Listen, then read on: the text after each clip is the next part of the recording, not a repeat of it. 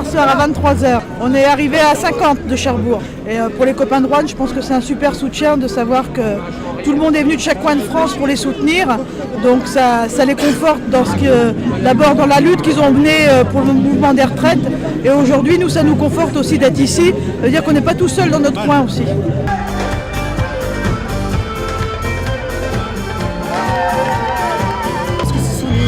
Des camarades qui sont attaqués dans l'exercice de leur mandat et ça peut nous arriver à tous. Et je vous rappelle quand même qu'on est sur Nice avec un maire qui s'appelle Estrosi, ça peut vraiment nous arriver.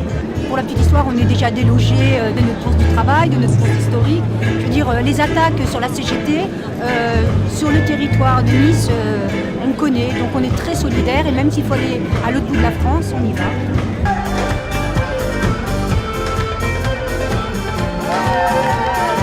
La peur, c'est un des premiers des combats. Il faut combattre la peur. Et moi je dis, quand on n'a plus peur d'être licencié, quand on n'a plus peur d'être criminalisé, on devient un homme libre. Et quand on est un homme libre, on fait peur au pouvoir, on fait peur au patronat. Alors soyons des femmes et des hommes libres. Merci.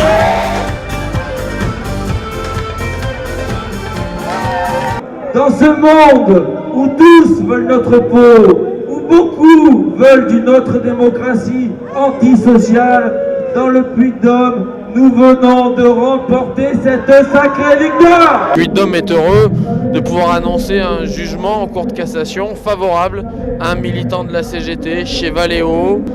Ce camarade a été mis à pied, Fabrice, en 2009 pour avoir dévoilé des informations soi-disant confidentielles qui disaient que PSA faisait baisser les prix chez les équipementiers. On a gagné au Prud'homme une première fois, la CGT, Fabrice avait gagné et aujourd'hui, après appel de la boîte de Valeo, de ce grand groupe capitaliste, aujourd'hui la Cour de cassation, Arion, vient de donner raison une nouvelle fois à Fabrice. Pour nous, on a l'espoir que cette justice existe réellement et qu'elle se traduise par une relaxe totale et complète et qu'on n'entende plus parler de cette affaire. Je crois que les uns et les autres, on a autre chose à faire aujourd'hui que de se retrouver encore dans les tribunaux et continuer des actions en justice qui n'ont plus aucun sens à notre avis. Cette solidarité nous a fait fortement chaud au cœur parce que voir tous ces militants, ces militantes, ces syndiqués, toutes ces personnes présentes aujourd'hui, c'est vraiment très fort au cœur, y compris même la présence de la famille. Je tiens toujours à dire que la CGT est une grande famille, mais au-delà, ma famille est là aussi présente et ça fait fortement chaud au cœur de se retrouver tous ainsi en solidarité pour la liberté et ça c'est vraiment un point important et fort pour nous. La discrimination syndicale et l'attaque au syndicalisme d'ordre général est devenue inacceptable et d'autant plus inacceptable qu'aujourd'hui on a une soi-disant politique de gauche qui finalement ne fait qu'accompagner ce qui s'est toujours fait depuis une quarantaine d'années.